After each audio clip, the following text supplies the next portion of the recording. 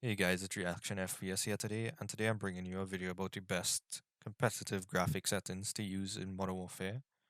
Now, these settings will work pretty much on all PCs. It will pretty much make the game run as best as it could.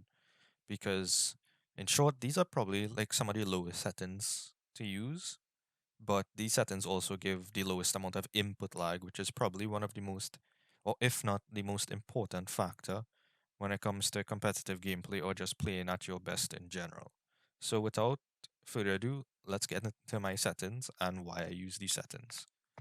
Um, we're gonna go into graphics, and the first thing we're gonna look at is display mode. You want to keep this on full screen exclusive because if it's on windowed or full screen borderless or full screen extended windows, what happens is you'll get less frames. And the reason why you get less frames is that if the windowed mode is not in full screen exclusive, the GPU will not prioritize the game as much as it should. And if the GPU is not being utilized properly, well, you're not going to be getting the full benefit of the GPU, so you will get less frames. So that's why I use that. The other important factor is the resolution. Well, it is best to always play at the max resolution of your monitor, unless you're running like 4K or 1440p. But even then, you should be fine with like, well, a high end graphics card like a 4090 would make 4K settings very playable, but I recommend 1440p or 1080p. Dynamic resolution, you want to leave this off. I have aspect ratio on automatic, and here's the next really important part, these two things. VSync, you want this off, and VSync menus, well, that really doesn't matter, but VSync gameplay, you really want this off because what this does is this pretty much locks your refresh rate to your monitor's refresh rate, and it adds a lot of input lag, like a lot. You do not want this on at all because this will give you like at least 5 to 10 ms extra input lag, and it does not feel good. The next important part is custom frame rate. Now, I set this to unlimited, so my computer would pretty much pump out the most frames that it can. And if you want to have it on a custom frame rate limiter, I suggest you put it at like 240 or 165 or even 144. But yeah, this is my settings for that, and it works really well. It pushes the graphics card to utilize the most performance possible. The other part is quality. This is where we get into more so the game, the animation graphics type settings.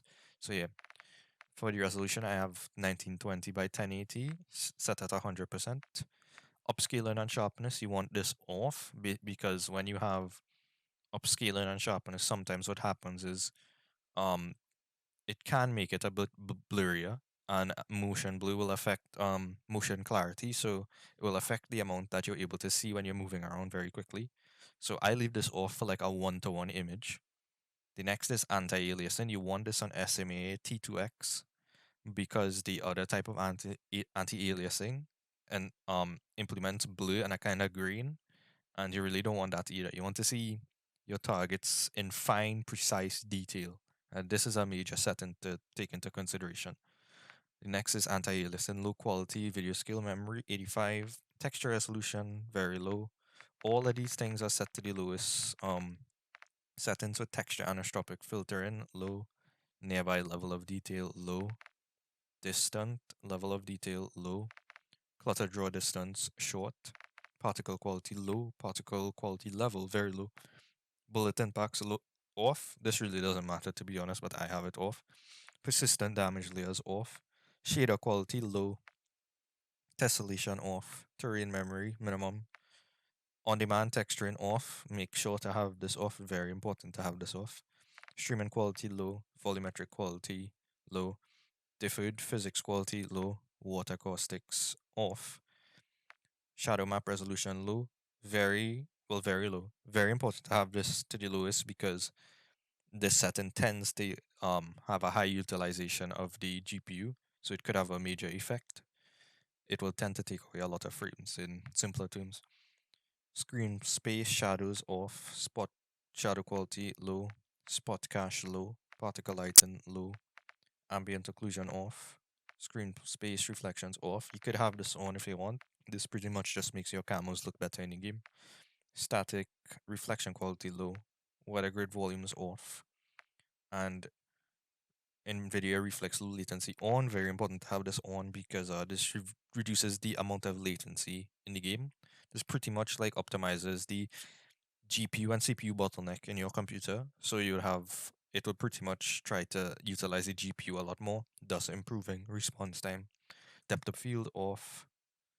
Will motion blur definitely off. Will weapon motion blur? Well, weapon motion blur definitely off.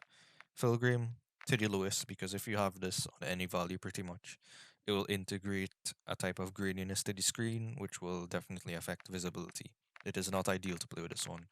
View, I have my FOV at 120, however, this is personal preference. ADS field of view, affected.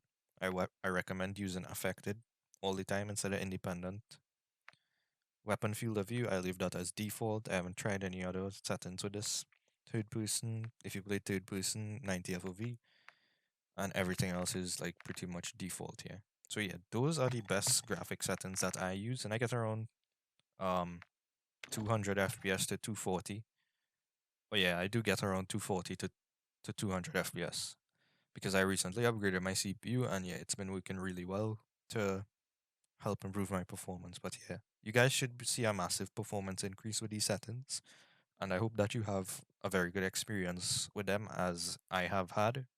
So yeah, this is the video about lowest graphic settings or best competitive graphic settings, and I'll see you guys in the next video.